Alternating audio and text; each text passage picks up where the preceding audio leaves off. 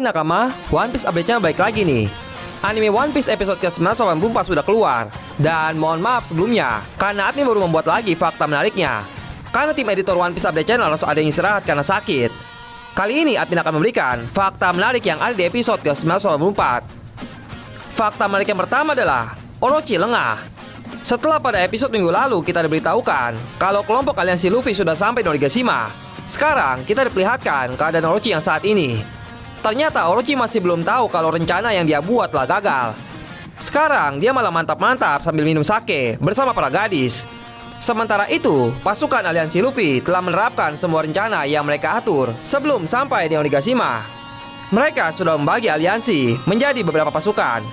Pasukan timur dipimpin langsung oleh Kinemon, dan pasukan selatan dipimpin oleh Denjiro. Dan jumlah pasukan tersebut berisi lebih dari 5.000 samurai. Sementara itu, kapal selam bajak laut Lau membawa beberapa anggota sarung pedang merah melalui bawah laut.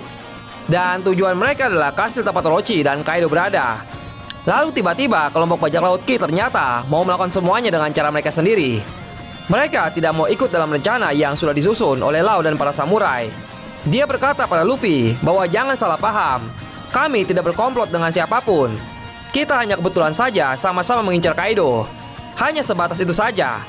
Luffy yang melihat tindakan Kid langsung merasa kesal dan memutuskan untuk menghentikan mereka. Jinbei yang melihat Luffy pergi mengikuti Kid langsung merasa khawatir. Namun Zoro dengan santainya berkata pada Jinbei bahwa kalau membiarkan Luffy maju sendirian hanya akan memperparah keributan. Jadi Zoro mengajukan diri untuk menghentikan kecerobohan Luffy. Zoro langsung menyusul Luffy dan menghentikannya. Tetapi Jinbei sepertinya tidak begitu yakin kalau Zoro bisa menghentikan Luffy. Sepertinya dia memiliki firasat kalau mereka berdua malah akan memperburuk keadaan. Fakta menarik yang kedua adalah Luffy dan Kid adalah umpan terbaik. Apa yang dipikirkan oleh Jinbei tadi berbanding terbalik dengan Lau. Lau malah sengaja membiarkan Luffy dan Kid menyerang dari arah depan Onigashima. Dia sudah memperkirakan mereka berdua pasti akan menerjang lewat gerbang depan Onigashima. Meskipun begitu, Lau sangat yakin kalau mereka itu adalah umpan yang sangat kuat. Jadi mereka yang bertindak sembrono itu tidak akan langsung kalah. Untuk bisa menghentikan Luffy dan Kid, banyak bawahan Kaido yang akan dikirim ke gerbang depan. Pernyataan dari Lau ini sangat dikhawatirkan oleh Kiku. Pasalnya, Luffy adalah orang yang sudah banyak berjasa bagi para samurai. Tetapi sekarang dia malah dijadikan umpan. Lau malah berkata percuma saja mengkhawatirkan Luffy, karena orang bodoh tak akan mati semudah itu. Jadi sebenarnya Lau ini sangat yakin kalau Luffy akan baik-baik saja. Apa yang dikatakan oleh Lau ini membuat Kawamatsu berpikir kalau Lau itu benar-benar sahabat Luffy yang lebih mengerti Luffy daripada yang lainnya. Fakta menarik yang ketiga adalah pesta yang sangat meriah. Di dalam kastil Onigashima sudah diadakan pesta yang sangat besar. Anak buah Kaido semuanya terlihat sangat gembira dan tidak takut kalau Luffy dan teman-temannya akan mengacau di pesta. Walaupun banyak pasukan Kaido yang berpesta, Kaido tidak melepaskan keamanan Onigashima begitu saja. Dia tetap menyuruh beberapa anak buahnya untuk melakukan penjagaan di beberapa titik. Lalu terlihat Kanjuro sudah sampai di Onigashima dan ingin menuju ke tempat Orochi. Ini semua sesuai dengan perkiraan Kinemon.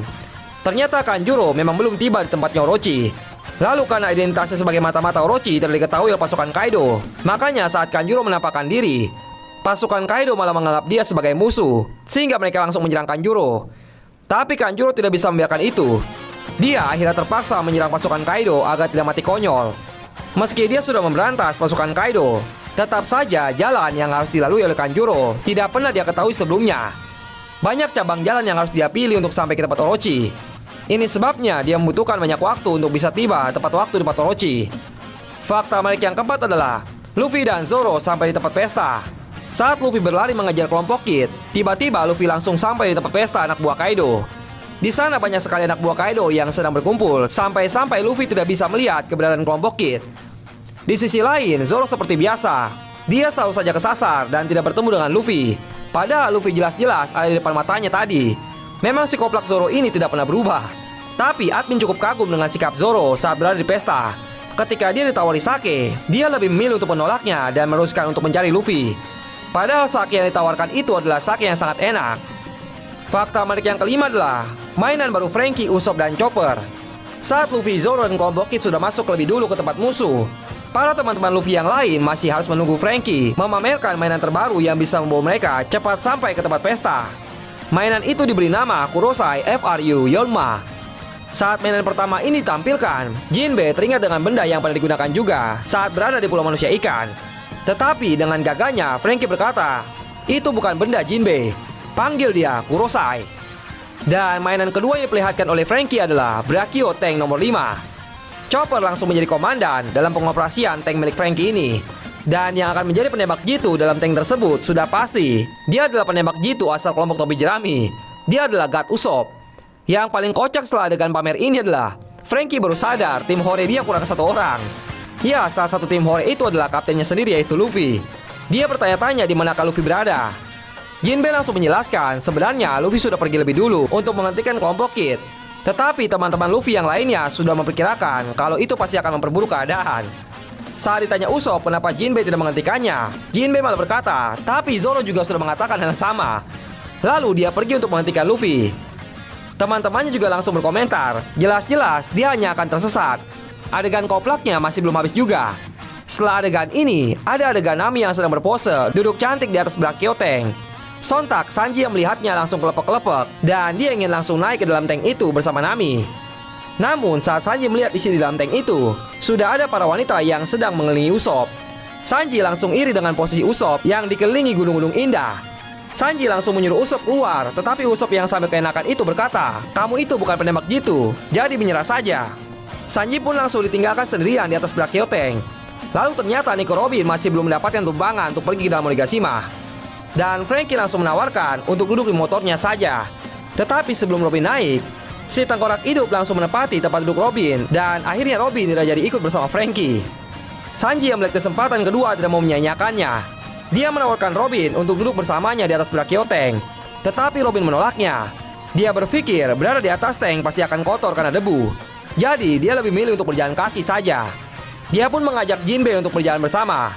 Saat Jinbei dan Robin sedang berjalan berdua, ternyata ada seorang yang mengawasi mereka berdua. Ternyata orang itu adalah Yamato.